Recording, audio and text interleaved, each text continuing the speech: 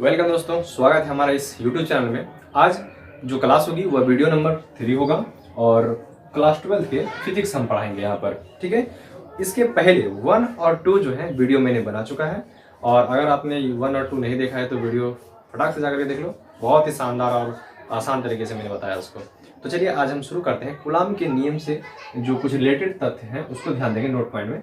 Coulomb के नियम में आवेशों का केवल परिमाण लिया जाता है। देखिए, आवेश जो होते हैं उसके केवल परिमाण लिए जाएंगे, ठीक है, उनकी प्रकृति नहीं ली जाएगी। अगर मान लीजिए कि अगर दिया गया है कूलाम कूलाम का मान जो है धन आवेशित आवेश है, इसका मान दिया गया है 4 कूलाम और एक ऋण आवेशित आवेश है, इसका मान दिया गया है 8 कूलाम। तो हम जो कूलाम के नियम में जो मान लेंगे वह हम आवेशों का केवल परिमाण लेते हैं, 4 कूलाम लेते हैं और 8 कूलाम लेते हैं। वो मैं न्यूमेरिकल बताऊंगा तो आपको समझ में आ जाएगी। ठीक है, यहाँ पर माइनस और प्लस को चिन्ह को नहीं देखा जाता है कूलाम के नियम में। ठीक है, और दूसरी बात है यहाँ पर कूलाम के नियम में आवेशों को कूलाम में लिखते हैं, जो आवेश का जो मात्रक होता है उसको कूलाम में लिखते हैं तथा दूरी अगर दी रहेगी दूरी को मीटर में लिखेंगे। ठीक है, चलिए अब यहाँ पर नेक्स्ट क्वेश्चन है इप्सिलॉन नॉट का मात्रक एवं बीमा ज्ञात कीजिए।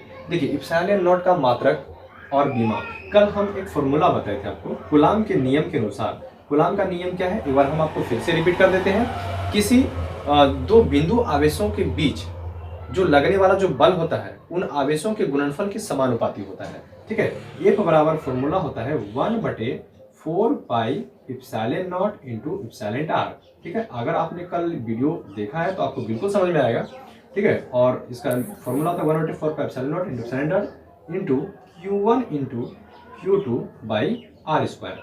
देखिए, इप्सिलॉन नॉट का मात्रक और बीमा कह रहे हैं, पूछ रहा है ना, इप्सिलॉन नॉट का मात्रक और बीमा ज्ञात कीजिए। तो बहुत ही आसान तरीका है। आपको क्या करना है, देखिए इप्सिलॉन नॉट का मान निकालना है। तो इप्सिलॉन नॉट अगर हम इधर लाएंगे बराबर के, ये नीचे भाग में है, इधर आएगा तो गुना में, ये हो जाएगा F इंटू इप्सिलॉन नॉट। अब बराबर इधर क्या बचेगा भाई, 1/4 pi epsilon r into Q1 into Q2 by r square. ठीक है, इसमें कोई दिक्कत नहीं। देखिए, हमें चाहिए इप्सिलॉन नॉट का मात्रक, तो F यहाँ पर क्या करेगा, F का तो कोई काम नहीं है, F को इधर भेजेंगे। क्या हो जाएगा, इप्सिलॉन नॉट बराबर 1/4 पाई इप्सिलॉन आर इंटू क्या हो जाएगा इप्सिलॉन F। इधर गुना में था, इधर आया तो भाग में, इंटू क्या हो जाएगा Q1 into Q2 by r square. अब एक बात हम आपको बता दें, जो कांस्टेंट होता है ना, जो स्थिरांक होता है, कांस्टेंट होता है, उसका कभी मात्रक और बीमा नहीं होता है, क्योंकि कांस्टेंट जो स्थिरांक होते हैं वह हमेशा एक संख्या होती है। तो यहाँ पर आप देखेंगे 1/4 पाई इप्सिलॉन नॉट इन, ये जो इप्सिलॉन आर जो है यह एक कांस्टेंट है। ठीक है, इसका मात्रक और बीमा नहीं होगा। तो हम क्या करेंगे, इस फॉर्मूले से इप्सिलॉन नॉट बराबर लिखेंगे क्या, Q1 इंटू Q2 बाई क्या हो जाएगा F into r square, F into r square. अब यहाँ से मात्रक और बीमा निकाला जा सकता है। अब ध्यान दीजिए, अगर इसकी मात्रक लिखनी होगी तो मात्रक लिखने के लिए क्या करेंगे बच्चों, यहाँ ध्यान दीजिए, थोड़ा सा आप ध्यान देंगे, ऐसी कोई बात नहीं है भाई मेरे। देखिए Q1 और Q2, देखिए आवेश का, देखिए यहाँ पर दो आवेश है, तो 2 आवेश है तो आप चाहे कितना भी आवेश रहे उतना उसका क्या करना है, मात्रक लिखना है। पहला आवेश का मात्रक क्या हो जाएगा, कूलाम। दूसरा आवेश का मात्रक क्या हो जाएगा, कूलाम। ठीक है, आवेश है तो मात्रक कूलाम होगा और बटे क्या होगा F क्या है, बल है, तो बल का जो मात्रक होगा वो होगा न्यूटन। ठीक है, और इनटू, और ये आर क्या है, दूरी का मात्रक होता है लेंथ स्क्वायर। अगर देखिए मात्रक वाला वीडियो अगर आपके पास नहीं है, अगर आप मात्रक नहीं जानते हैं तो हम उस पर एक वीडियो अलग से बना देंगे। ठीक है, आप कमेंट करेंगे अगर इसको जरूरी है, अगर मात्रक आपको पता नहीं है तो उसको मैं वीडियो अलग से बना दूंगा। तो यहाँ पर इसका फॉर्मूला हो जाएगा कूलाम्ब स्क्वायर प्रति न्यूटन, सॉरी यहाँ पर जो आर स्क्वायर है वो हो जाएगा मीटर स्क्वायर, थोड़ा सा मिस्टेक हो गया मेरे से, ये हो जाएगा मीटर स्क्वायर। ठीक है, क्योंकि जो कूलाम के नियम में दूरी को मीटर में लिया जाता है। ठीक है, तो मैं यहाँ पर सुधार किया हूँ, थोड़ा सा आप ध्यान देखेंगे, तो इसका मात्रक हो जाएगा कूलाम स्क्वायर प्रति न्यूटन मीटर स्क्वायर। ठीक है, ये हो गया मात्रक। और अगर हम इसकी बीमा की बात करें तो चलिए अब जो है इसका बीमा हम बताते हैं। बीमा क्या हो जाएगा, देखिए यहाँ पर Q1 और Q2 दो आवेश हैं, तो आवेश का बीमा होता है AT या तो IT। तो हम आवेश का बीमा, दो आवेश है तो लिखेंगे 2 बार AT लिखेंगे, ठीक है, इस प्रकार से AT, ठीक, और बटे नीचे में क्या है बल, बल का बीमा होता है MLT का पावर -2, ठीक है, और दूरी इसका होता है लेंथ स्क्वायर, ठीक है। अब यहाँ पर ध्यान देंगे, ऊपर क्या हो जाएगा A स्क्वायर T का पावर 2, ठीक है, मतलब 2 A है तो A स्क्वायर हो जाएगा, T है तो T का स्क्वायर हो जाएगा, ठीक है, ये आप सिंपली जान रहे हैं, ध्यान दीजिए। अब यहाँ पर क्या हो जाएगा M, ठीक है, L कितना है LQ हो जाएगा, ठीक है, T का पावर क्या हो जाएगा -2। अब देखो बीमा जो है हमेशा घेर करके ही लिखा जाता है इस ब्रैकेट में। अब ये सभी जितने भी मान है नीचे सबको ऊपर ले जाएंगे तो क्या हो जाएगा A स्क्वायर T स्क्वायर, ठीक है, ये तो ऊपर में जो बतियों है। अब ये सभी को जब ऊपर ले जाएंगे जो पावर प्लस में है वह माइनस हो जाएगा और जो माइनस में है वो प्लस में हो जाएगा। देखिए M है, M का पावर क्या है, कुछ नहीं तो 1 है, तो ऊपर जाएगा तो क्या हो जाएगा M का पावर -1, L का पावर -3, T का पावर 2, ठीक है, इस प्रकार से। अब इन दोनों को गुना करेंगे तो क्या हो जाएगा, देखिए इसको हम सजा के लिखेंगे इस प्रकार से M इनवर्स L का पावर -3, ठीक है, और T का पावर क्या हो जाएगा 4, क्योंकि यहाँ पर 2 और यहाँ पर 2, और A क्या हो जाएगा स्क्वायर, इस प्रकार से ये हो जाएगा आपका बीमा, ठीक है। ये इस प्रकार से इसको घेर करके लिख देंगे। तो ये आपको बीमा समझ में आ गया, आप इसको एक बार बता लीजिए। तो दोस्तों अब न्यूमेरिकल सीखेंगे कूलॉम के नियम पर, ध्यान दीजिए। कह रहा है कि वायु में एक दूसरे से 1 मीटर की दूरी पर स्थित एक इलेक्ट्रॉन तथा एक प्रोटॉन के बीच कितना विद्युत बल लगेगा, ठीक है। देखिए न्यूमेरिकल बिल्कुल भी आसान है, आप थोड़ा सा ध्यान से समझेंगे। अगर गिवन दैट लिखेंगे ना 50% तो ऐसे ये बन गया, ध्यान दीजिए। कदम कदम बढ़ाए चलिए ध्यान दीजिए, करे वायु में एक दूसरे से 1 मीटर की दूरी पर, ठीक है, मान लीजिए कि हवा है, वायु एक दूसरे से 1 मीटर की दूरी पर, ये यहाँ से यहाँ तक एक दूसरे से एक इलेक्ट्रॉन, ये है एक इलेक्ट्रॉन और ये है एक प्रोटॉन। देखिए इलेक्ट्रॉन पर माइनस चार्ज होता है, प्रोटॉन पर प्लस चार्ज होता है, के बीच कह रहा है इन दोनों के बीच कितना विद्युत बल लगेगा। विद्युत बल मतलब कूलॉम बल पूछ रहा है कि कितना लगेगा, ठीक है। अब देखिए कूलॉम बल या विद्युत बल तभी कार्य करता है जब कोई दो बिंदु आवेश हो, ठीक है।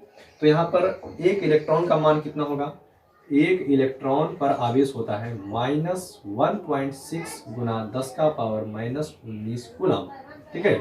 और एक प्रोटॉन की बात करेंगे तो होगा +1.6 गुना 10 का पावर -19 कूलॉम।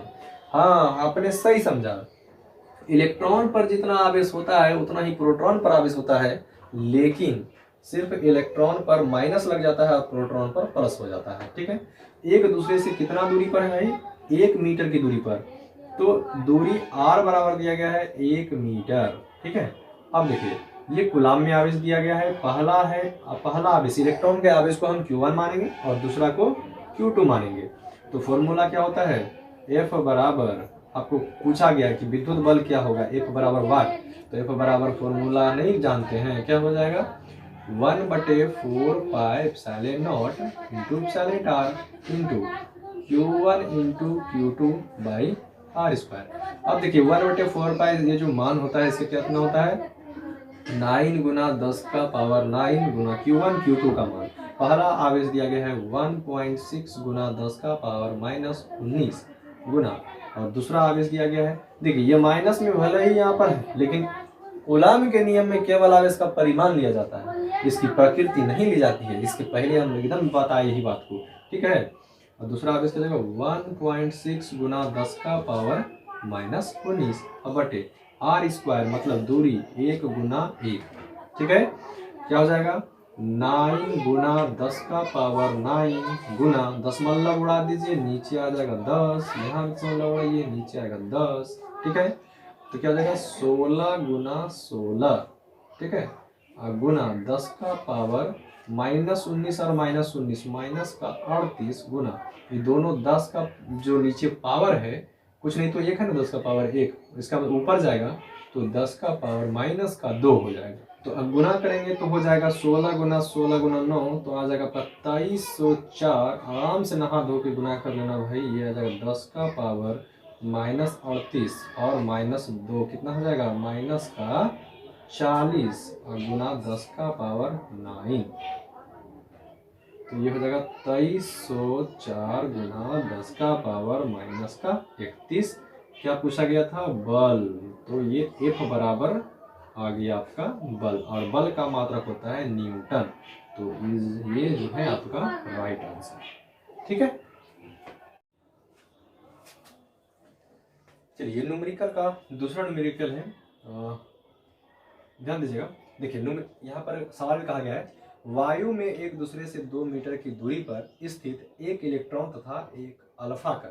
ठीक है, देखिए वायु में जो है एक दूसरे से, मतलब एक इलेक्ट्रॉन है और एक अल्फा कण है। ठीक है, एक दूसरे से कितना मीटर दूरी पर है, 2 मीटर दूरी पर है। ठीक है, तो कह रहा है इसके बीच कितना विद्युत बल लगेगा, मतलब F बराबर पूछा गया। ठीक है, तो F बराबर जब पूछा गया, देखिए एक इलेक्ट्रॉन पर जो आवेश होता है 1.6 गुना 10 का पावर -19 कूलम, ये माइनस में होता है। और एक प्रोटॉन सॉरी यहाँ पर एक अल्फा कण कहा गया ना, तो एक अल्फा कण बराबर हो जाएगा 3.2 गुना 10 का पावर -19 कूलम। ठीक है, तो ये एक अल्फा कण पर आवेश होता है इतना। ठीक है, ये आपको याद करना होगा, एक अल्फा कण पर जो आवेश होता है वो होता है 3.2, ये पॉजिटिव में होते हैं। ठीक है, 3.2 गुना उसका पावर -19 कूलम। और r बराबर दूरी दिया गया है 2 मीटर। ठीक है, पहला आवेश को हम Q1 मानेंगे और दूसरा आवेश को Q2 मानेंगे। तो फॉर्मूला आपको पता है, यहाँ पर पूछा गया क्या, F बराबर पूछा गया है।